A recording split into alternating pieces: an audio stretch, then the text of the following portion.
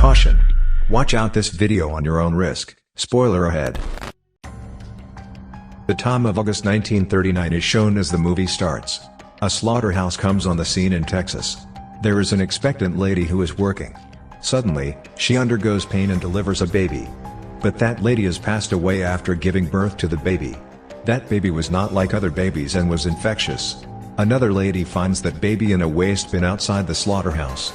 The manager of slaughterhouse had disposed him in the garbage can. That lady returns to her house, picking up that baby. She gives him identity and treats him as her own baby. That baby's skin is wholly spoiled because of the skin disease. So people used to make fun of him while teasing. So he used to keep his face covered every time. 30 years later, a dangerous infectious disease is spread throughout the town. Protecting from that disease, the townspeople start leaving the place except Leatherface's family. Leatherface's workplace slaughterhouse had also been sealed by health department. In spite of this, Leatherface does not leave that place and continues his work. But manager expels him forcefully. He was the same manager who had disposed of Leatherface after his birth in the garbage can. Leatherface leaves that place at once but comes again. But manager again degrades him.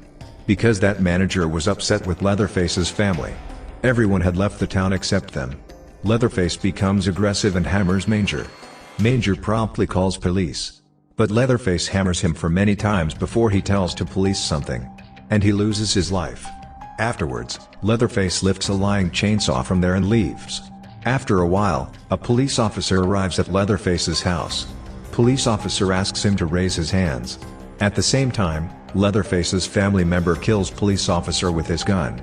He was the father of Leatherface who takes the identification of police officer. Then he disguises as a police officer named Hoyta. They eat him that night. Here the family specifies itself as cannibals. Then two brothers are shown. The name of one brother was Eric. And they are going for a trip with their female friends.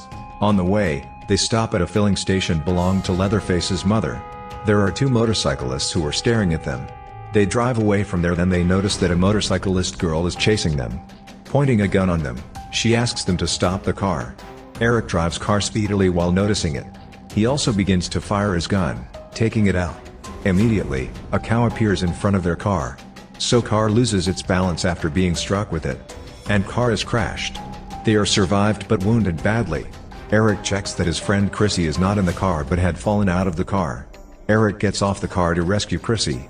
And that motorcyclist girl points a gun at him. Disguised Hoyta reaches there before she kills him. Hoyta shoots down her, coming out from the car. Witnessing it, those friends are upset. Hoyta brings them out of the car. Eric finds Chrissy in the bushes. And he asks her to keep herself hidden there. Hoyta asks them to place motorcyclist girl's dead body in his car.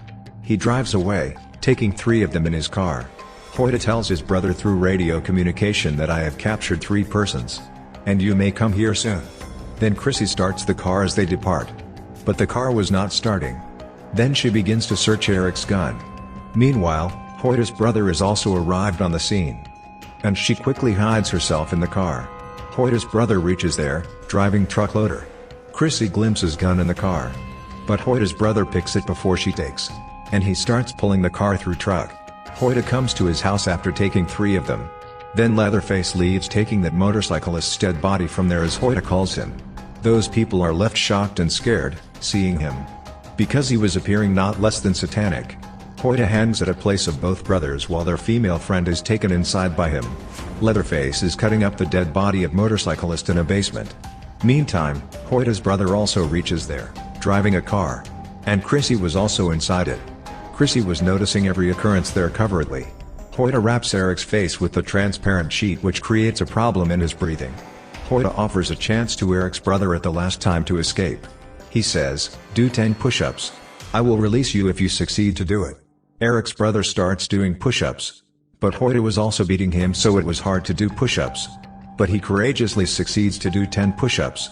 Backing out his promise, he does not release him but knocks him out. While beating him. On the opposite side, Chrissy escapes to a road. Where she comes across the fellow being of that motorcyclist girl. Chrissy reveals that an unknown person has taken the life of your companion. And he agrees to accompany Chrissy. Contrarily, Eric somehow releases himself. Hiding his brother somewhere, he moves to a basement in search of his female friend. There are two ladies inside who were Leatherface's family members. They had tied Eric's friend under the table. Eric frees his female friend, using a knife. She says to her friend quickly, giving the car keys. Go and start the car hurriedly. Then he moves to rescue his brother. His friend starts the pickup truck but Leatherface pulls her out with a meat hook. Letting go his brother, Eric himself faces Hoyt. Eric's brother accidentally places his foot on a trap while running and he is caught. Eric hears the screaming of his brother and Hoyt makes him unconscious while beating. And those three friends are again captured once again by them. Leatherface brings Eric into the basement. And he starts examining his face, lying him down on the table. Now he was going to victimize Eric. Chrissy also reaches that house with that biker. That biker enters the house immediately without Chrissy.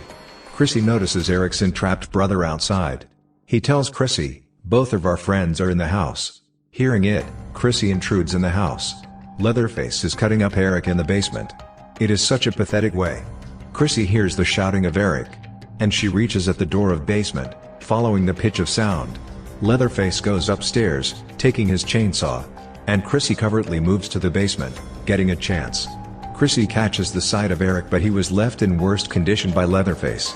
And Chrissy begins to release Eric. He begins to fire his gun on Hoyt furiously.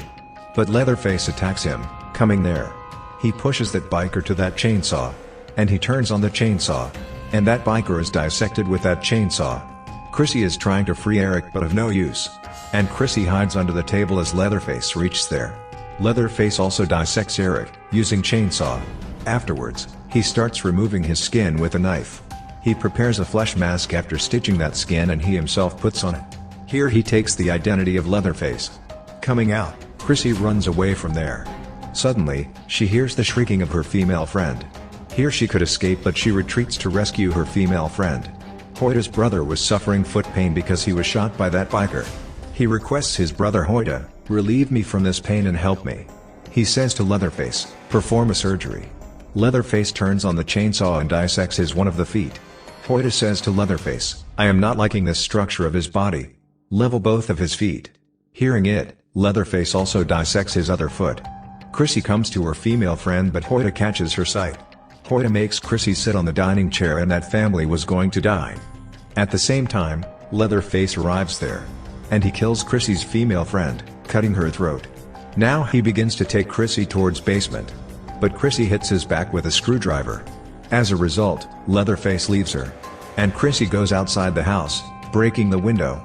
Leatherface follows him, taking his chainsaw. Eric's brother attacks Hoyt, coming into consciousness. He breaks Hoyt's teeth, beating him down. Chrissy hides in a barrel, holding a knife. She scratches his face with that knife as Leatherface comes to her. But Leatherface is not impacted by it. And he begins to dissect Chrissy, lying her down.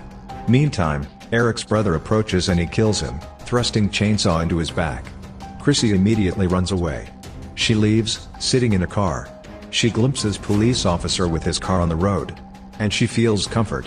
Suddenly, Leatherface kills him from car back seat, thrusting chainsaw into her. The car crushes the police officer and another man. Leatherface gets off the car and moves to his house with his chainsaw. Only one girl is survivor among them. She reveals the fact of this family to police. Senior police officer raids there and asks the whole family to come outside, raising their hands. Then area's mayor with his entire team reaches there. And they assault Leatherface's family without any consideration. Leatherface's house is set on fire and each member of his family is killed alongside. The whole incident occurs in front of senior police officer. But he is unable to take any action. Police officer observes an alive family member of Leatherface, who is seen, holding a baby. That lady pleads for help from police officer. But that police officer shoots down her without helping. And he also takes that baby. Having no baby, that police officer adopts that baby girl. And he brings that baby girl to his wife. That baby girl had a birthmark on her body. It means that she belonged to Leatherface's ancestry. Many years later, a girl named Heather is shown. Heather is the same girl who was adopted by police officer. And who belongs to Leatherface's ancestry. They bring up Heather as their own daughter. One day, Heather receives a letter with the written statement that Heather's grandmother has passed away. And Heather is the owner of the property. Heather was understanding nothing. Because she had no grandmother. So she asks about it from her parents. Then the reality is exposed before her as she is not their biological daughter. But they had adopted her. Being worried, she is infuriated, hearing them. Then she leaves the house. She tells her male friend coming to him, "I am going to a town, Texas. My grandmother resides there." And her friend agrees to accompany her. And Heather's other two friends are also ready to go with her. They stop their car at a filling station located on the way.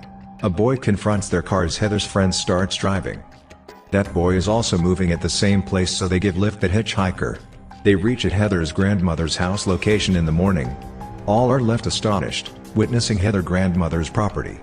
Because they had thought that there will be small area of land. But it was a grand house. Heather also meets a lawyer there. He hands Heather over the house keys and a letter written by her grandmother before her death. That lawyer suggests to Heather, "First of all, read this letter. Because it is obligatory." Heather asks him, "How did you search me out?" He replies, "When were you lost?" They find a grand building. Going inside, they were high-priced belongings. Being owned, Heather is very excited. Because she was the owner now. Heather moves to the backside of house. There was the graveyard of that family, where she sees the grave of her mother along with grave of her grandmother. Being excited there, her friends say that they will stay here tonight. The wanderer whom they lifted on the way also wanted to stay there with them. Heather agrees for it. All friends go to market to purchase commodities. But that wanderer does not accompany them. He says, "I will clean the house until you go to market." They all friends leave to market. But that wanderer begins to fill his bag after stealing costly things rather than to clean the house. He starts to search for a key of a big lock after robbing. Thinking, there is a great treasure inside. He also finds that big metal door. He tries his best to unlock that metal door, but it was strong one, so it is not unlocked. He is sure that there must be a treasure inside. So he goes to arrange tools in order to unlock this door. Then Leatherface hammers him and puts him to death, coming from backside. Heather meets a police officer who begins to talk with her. Then that mayor approaches there who had ended Leatherface's family. He also starts interrogation from Heather. Knowing about the ownership of house, mayor requests to Heather that she may sell the house to him. Heather leaves after rejecting the suggestion. Coming into house, all friends notice that wanderer has run away while stealing everything of the house with keys. But Heather's friends don't get worried and also ease Heather. Heather's friend is cooking at night and he also finds that unrevealed metal door. He is going to call that wanderer, but Leatherface was running towards him from his front side. That wanderer tries to escape from there, but Leatherface captures him, coming there. He goes, taking him. His friends cannot hear her voice, because loud music was playing upstairs. Heather is in her grandmother's room, and she is detecting the luggage of her grandmother. She is afraid, looking at a mirror, because there was her grandmother's dead body behind it. Running from there quickly, she begins to search out her friends. But she finds no one there. Then she moves to the kitchen, where she encounters Leatherface, who was cutting up the fingers of someone for cooking. He knocks Heather out while catching her. Heather finds herself in the basement, waking up. Leatherface is dissecting that wanderer's dead body, while he hands Heather's friend on the meat hook. And he dismembers him, cutting with the chainsaw. At the same time, Heather escapes from there, getting a chance. Heather hides in a coffin to save herself, but Leatherface catches her sight. He strikes the chainsaw in the coffin. Hearing the noise, Heather's both friends also come outside. Now Leatherface goes after them. Heather's friend locks the door, going inside. But Leatherface begins to cut the door. Then Heather's female friend fires a gun on him, which was there. It was seeming his situation has recovered. Then Heather also reaches there, driving van. Both of Heather's friends gets on the van quickly, but Leatherface attacks them. So he is able to drive away the van outside. But Leatherface tears up a tire of the van before it. It results van crash while driving at a distance. Heather's male friend meets his end because of that accident. Heather and her friends try to come outside the van, but they are immediately attacked by Leatherface. He turns their van upside down and begins to cut up Heather's friend with chainsaw, opening van door. Heather gets off the van to rescue her friend at full tilt, and she makes Leatherface chase her. While running, she reaches a festival, and Leatherface also comes after her there. All are scared, witnessing Leatherface. Heather suspends with a wheel to save her while Leatherface is awaiting for her, standing downside. Heather descends and Leatherface was also equipped, turning on the chainsaw. Meanwhile, a police officer arrives there, and Leatherface flees, throwing his chainsaw on him. That police officer brings Heather to the police station. At the same time, That mayor also comes there and both police officers have to depart. Being alone there, Heather starts investigating those documents. And the reality of her family in town is revealed. How was her family rooted out? Everything was an open book before her. On the opposite side, senior police officer is telling to Mayor that Heather has seen Leatherface, but Mayor suspects it. He says, "We had ended the entire family of Leatherface." Mayor instructs a police officer to go inside who was standing near Leatherface's house. And Mayor was also able to view the scenes through a phone. Police officer reaches the cellar while tracking the blood stains. He finds their mutilated dead bodies. Police officer feels uncomfortable witnessing the dead bodies. So he wanted to leave rather than to move ahead. He begins to leave briskly after disconnecting the call. But he is victimized on the way by Leatherface. Mayor comes to Heather in fury and knows that Heather has escaped from there. Mayor makes his mind that Leatherface's last family member Heather should also be killed. Heather calls her lawyer who asks her to come in the pub. Heather meets that lawyer who asks, "Have you read that letter?" He tells, it was important to read that letter. But Heather had not read that letter. That lawyer tells Heather, "The killer of your friends is Leatherface. He is your kin," but Leatherface is unaware that Heather belongs to his ancestry. Mayor reaches there as lawyer begins to take Heather from there. Lawyer makes Heather run while giving a knife to her. Heather runs outside but Mayor's man hits her with a car. Heather attacks him with a knife as he comes close to her. And she escapes from there. Heather encounters a police officer and she tells him, "Mayor is chasing me." He instantly gets her in the patrol car. That boy tells his father Mayor that I have captured Heather. Then Mayor says, "Bring her into the slaughterhouse where they will kill Heather." Mayor reveals to senior police officer, "I'm going to end Heather, the last family member of Leatherface." Leatherface hears it all and leaves, taking his chainsaw. Mayor's son binds Heather, taking her inside. Meantime, Leatherface also reaches there. He notices a birthmark on Heather's body as he is about to kill her. And he comes to know that Heather is my cousin. It means, she is the last member of Leatherface's family. So he quickly lets Heather go. Meanwhile, Mayor arrives on the scene. He begins to kill Leatherface. Heather escapes from there. Mayor and his son were going to kill Leatherface inside while throwing him into the meat grinder. Heather goes inside to help Leatherface instead of running the place. She hands over the chainsaw to Leathersaw after killing Mayor's son. Senior police officer also reaches there as Leatherface is about to finish Mayor. Mayor asks for help from senior police officer but in vain. And he wanted to witness all happenings. Leatherface ends Mayor, throwing him into the meat grinder. Senior police officer departs. Leatherface and Heather return to their house together. Now Heather reads her grandmother's left letter. There was written, "You are the owner of entire property. But you have a responsibility over you as your cousin lives in the cellar. He will guard you. And you will have to take care of him in return."